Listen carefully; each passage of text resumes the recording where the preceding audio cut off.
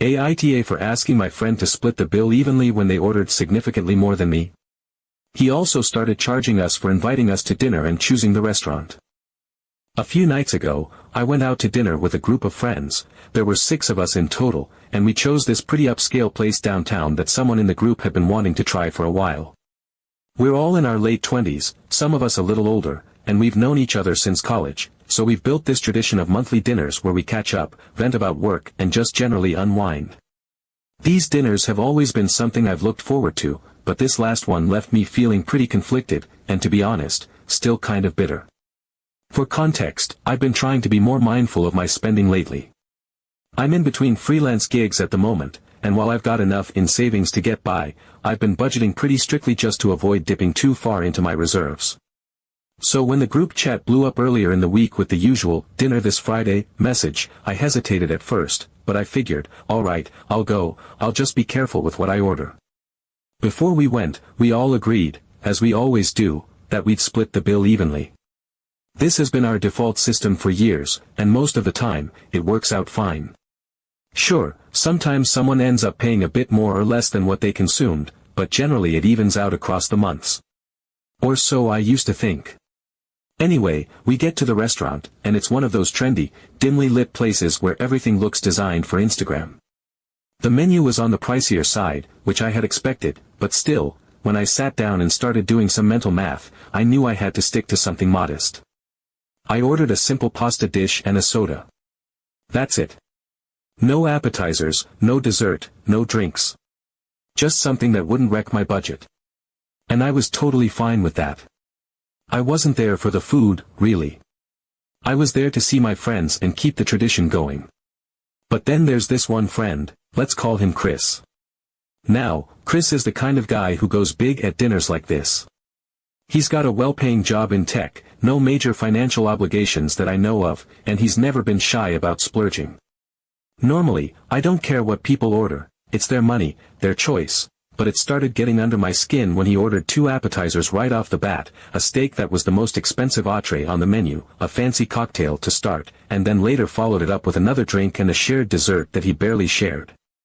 I remember watching the waiter bring out plate after plate in front of him, and I kept thinking, he's really going all out tonight. At one point, I noticed the rest of the group glancing over, probably thinking the same thing. But no one said anything. That's the thing with this group, we're close, but not always confrontational. Fast forward to the end of the meal. The waiter comes by with the check and places it in the middle of the table. Chris, of course, is the first one to reach for it and does that thing where he schemes it quickly and goes, alright, so we'll just split it evenly, yeah. Now, in the past, I might have gone along with that without thinking. But this time, something in me hesitated. I'd kept track of what I ordered, my meal and drink came out to something like $28 before tax and tip. When I glanced at the bill and saw that the total was over $300, I felt my stomach drop. I did the math. An even split meant I'd be paying just over $50. Nearly double what I had consumed. So I spoke up. I tried to keep my tone light, casual even, and I said something like, "Hey, do you guys mind if we each just pay for what we order tonight?" I didn't get much, and things are a little tight this month. The moment I said that, I felt a shift in the air. Chris looked up from his drink with this raised eyebrow, almost like I had broken some unspoken rule. He leaned back and said, "We always split evenly. Why make a fuss now?" The way he said it, it wasn't loud, but it had this edge to it. Like I was being petty or cheap for even suggesting it. The rest of the group didn't say much. A couple of them exchanged looks, but no one spoke up. It was like everyone was waiting to see which way the wind would blow. I hesitated for a second, and then that old familiar feeling of not wanting to be that guy kicked in. The guy who makes things awkward, who disrupts the vibe. So I backed down. I said, "Alright, yeah, it's fine," and reached for my card. We all paid the even amount, and that was that. But for the rest of the night, I couldn't shake the feeling that I had been pressured into paying more than my fair share. Again. Because this isn't the first time this has happened. Chris has pulled this before, ordering way more than everyone else and then acting like it's no big deal when the bill comes. And I get it, maybe from his perspective, $50 isn't a lot. But for me, right now, it is. What really gets to me is the expectation. The way he dismissed my suggestion like it was unreasonable, even though it made perfect sense. And the way the rest of the group just silently went along with it. No one backed me up, even though I'm pretty sure at least a couple of them were thinking the same thing. I left the restaurant that night feeling a mix of emotions. Frustrated, a little embarrassed, and honestly, kind of resentful. I know it's not just about the money, it's about feeling like my situation was ignored. Like my attempt to set a boundary was brushed off as inconvenient. Now I keep thinking, was I out of line for wanting to pay for only what I ordered? I didn't mean to cause drama, and I wasn't trying to call anyone out. I just didn't think it was fair to keep covering for someone else's extravagance, especially when I was making an effort to be responsible with my own spending. So yeah, I've been sitting with that for a few days now, and I can't help but wonder, was I the asshole for speaking up? Or was I just the only one willing to say what others were thinking but didn't want to say out loud? Update 1. I would love to say that after that awkward dinner, things settled back to normal. That maybe I had just hit a rough patch, voiced a frustration, and that my friends took it in stride. That maybe they understood where I was coming from and the vibe reset itself. But that didn't happen. To be honest, it only got worse. Over the next few weeks, we kept up with the monthly dinner tradition. On the surface, everything seemed fine. The group chat stayed active, people chimed in with suggestions, and plans got made without a hitch. But the energy was different, at least for me. I started noticing things I hadn't picked up on before, or maybe I had just been ignoring them. It was like a switch had flipped after that night when I dared to question the sacred even-split agreement. My relationship with these dinners changed, not in an explosive, dramatic way, but in a slow, creeping erosion of comfort. It wasn't about the money anymore, it was about the principle, about feeling like my voice didn't carry the same weight in the group. What made it worse was Chris. Something shifted in his behavior after I spoke up that night. It was subtle at first. A few passive-aggressive jokes, a couple of digs about budget menus and soda-only diets that I tried to laugh off, but that still stung. I told myself I was being too sensitive, but it wasn't just in my head. The guy had decided, quietly, unofficially, that his role in the group was evolving. Somewhere along the way, Chris convinced himself that his contributions to these dinners warranted special treatment. It started when he began taking over the restaurant selection process entirely. Not that any of us had been fighting him for the job, he always enjoyed being the planner, the coordinator, the guy who knew all the new hot spots in town. But he started framing it as a burden. He would mention how much time he spent researching places, how hard it was to book tables for 6 people on a Friday night, and how lucky we were that he was willing to do all that for us. At first, I thought he was just venting, maybe fishing for a little appreciation. Then it escalated. One night, we met up at a new spot he had picked. It was this sleek, modern fusion place with a minimalist menu and waitstaff that looked like they had been styled for a fashion shoot. The kind of place where the portions come out on black stone plates and look like art exhibits more than food. It turned out they only offered a prix-fixe tasting menu. None of us had realized that ahead of time. Chris had forgotten to mention it in the group chat. There was no a la carte option, no budget choices. It was a flat rate, and it was steep. We were already seated when we found out. At that point, we weren't about to walk out. I remember sitting there, doing the math in my head, trying to figure out how I was going to shift my budget for the rest of the week to accommodate this dinner. I wasn't the only one who looked a little uncomfortable. One of the guys glanced over at the menu and kind of winced. But no one said anything. We just went with it, like we always did. And then, halfway through the meal, Chris made this offhand comment about how much effort it took to organize the whole thing. How he had spent an hour coordinating with the restaurant, negotiating the reservation, checking reviews, comparing tasting menus. Then he said something like, since he had gone through all that trouble, it made sense that he should get a little reward for it. He laughed when he said it, but it wasn't really a joke. It had this edge to it, like he had already made up his mind. He didn't wait for approval. When the bill came, he just grabbed it, looked it over, and said that since he had organized everything, he was going to knock a bit off his share. Then he divided the rest of the check by 5 instead of 6. There was this moment of silence at the table. 2 of my friends looked clearly thrown off, like they weren't sure what to say. One of them actually reached for his phone to do the math, probably thinking he had misunderstood. But Chris just smiled, smug, confident, like this was completely reasonable. Like we should be thanking him for the privilege of attending a dinner he had so generously arranged. I remember sitting there, staring at the breakdown on my phone's calculator. It wasn't a huge difference, but it wasn't small either. It was enough to feel it. Enough to notice. Enough to remind me that I was once again paying for someone else's extravagance. And I wish I could say that I spoke up. I wish I could say that I called him out or challenged the fairness of it. But I didn't. No one did.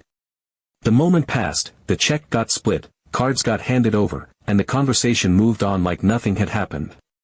But it sat with me. It still sits with me. This new precedent Chris had decided on, this idea that his role as the planner somehow earned him a discount at our expense. It didn't just feel unfair. It felt exploitative. Like he had figured out how to turn the group dynamic into a personal benefit, and the rest of us were just too passive, too polite, or too conflict-averse to push back. And again I paid more than I should have. Update 2. I really wish I could say that the situation with Chris peaked at the tasting menu stunt and gradually faded into a mutual understanding, that we all collectively realized things were getting out of hand and eased back into something more relaxed, more reasonable, more normal. But the truth is, things didn't just plateau, they escalated into outright absurdity. And the breaking point, the moment when everything just snapped into some bizarre reality where I actually had to reread the messages twice to make sure I wasn't hallucinating, came a few weeks later. That was the moment Chris seriously suggested we start tipping him $5 per person, per dinner, for convenience. I wish that were a joke. I wish that was hyperbole. But no. That was real. It started innocently enough, like it always did. One of us, Marcus, if I remember right, sent a casual message into the group chat, just a simple, "Hey, are we still doing something this Friday?" The kind of thing we'd all exchanged 100 times before. A few others responded with some enthusiasm, tossing out general ideas and half-suggestions. Someone mentioned a new ramen place. Someone else joked about just ordering pizza and hanging out at someone's place for once. It felt organic again, even fun for a second, like the way things used to be before the whole routine calcified into a one-man production. Then Chris chimed in, and it was like a chill settling over the thread. He didn't just reply, he wrote a block of text, an entire paragraph that felt like a mission statement. He said something about how he'd already scoped out a few places, how he'd narrowed it down to 3 restaurants that met his criteria for atmosphere and food quality, and how we'd all thank him later for sparing us the effort. The message had that familiar tone we'd all come to dread, half helpful, half condescending, written like a guy giving a TED talk on how to be a good friend. But that wasn't the wild part. Toward the end of the message, he casually dropped the bomb. He wrote that this time, to streamline the process and recognize the effort he consistently put in, he'd be sending out a Venmo link. Just $5 each, nothing crazy. Just a small setup fee, as he called it. For convenience. Because, in his words, I'm saving you time, and that's worth something, right? It was so casual, so confidently inserted into the message, like it was the most reasonable thing in the world. Like it made perfect sense to charge your friends a finder's fee for looking up restaurants and sending a group text. There was a beat of silence in the chat. Not literal silence, this wasn't an in-person conversation, but that distinct pause you feel in digital conversations when everyone is reading the same thing, rereading it just to confirm it really said what they think it said. You could almost hear the collective mental double-take echoing across our phones. I just stared at my screen. Not angry, not amused, just baffled. I had to scroll back and reread the message again because it didn't seem possible that someone I'd known for years, someone I'd considered a friend, had seriously typed those words and hit send. It was one thing to let him finesse his way into smaller dinner bills under the guise of organizing, or to stomach his passive boasts about holding the group together, but this? This was something else entirely. This was like watching someone declare themselves the captain of a ship that no one had agreed to board in the first place. He wasn't offering a service. He wasn't fronting money or reserving a private space. He was sending texts and picking expensive restaurants without input and now wanted to be tipped for it. Tipped. As if our group of friends had become his client base and he was doing us a favor by granting us access to his planning prowess. And the scariest part? He meant it. This wasn't a joke or some half-sarcastic test of the waters. He genuinely believed his role in the group had become so indispensable that it now deserved financial compensation. $5 a person, every dinner, just to acknowledge the privilege of him picking the spot and relaying information we hadn't asked him to relay in the first place. Then came the reply that cracked the illusion. Jenna spoke up, of all people. Jenna, who never says anything confrontational, who always plays the mediator, the peacemaker, the one who tries to spin awkwardness into something gentle and digestible.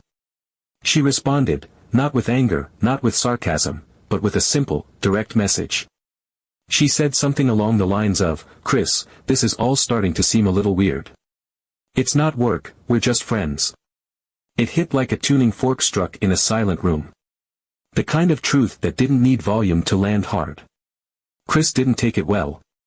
Immediately, he went on the defensive, the kind of reaction that had become second nature to him whenever he sensed even the faintest pushback.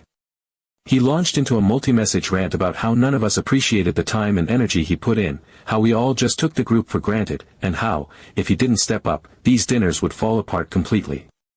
He said that we never wanted to take responsibility, that no one else ever volunteered to organize anything, that he was the glue holding us together and we didn't even have the decency to acknowledge that. Reading his messages felt like being smothered by ego. Each sentence got heavier, more performative, more drenched in self-importance. It wasn't just about dinners anymore. It wasn't even about money. It was about control. About recognition. About him needing the group to orbit around him, and being unable to process what it meant when that orbit was no longer guaranteed. He framed his role like a job, like a manager overseeing a project rather than a friend spending time with friends. He talked about stress, about thanklessness, about being burdened with the weight of our indecisiveness. He painted himself as the martyr, the one who kept showing up when the rest of us were too lazy or ungrateful to take initiative. I sat there watching it unfold, not even angry anymore, just tired. Tired of the mental gymnastics. Tired of pretending this dynamic hadn't gotten toxic. Tired of watching someone turn simple social plans into a power trip. This wasn't leadership. It was manipulation disguised as responsibility. Chris didn't want help or collaboration, he wanted deference. And now he wanted to be paid for it, too. None of us responded. Not immediately. Not because we agreed, but because we were drained.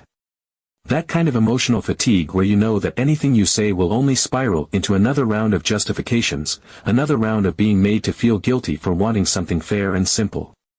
But the damage had already been done.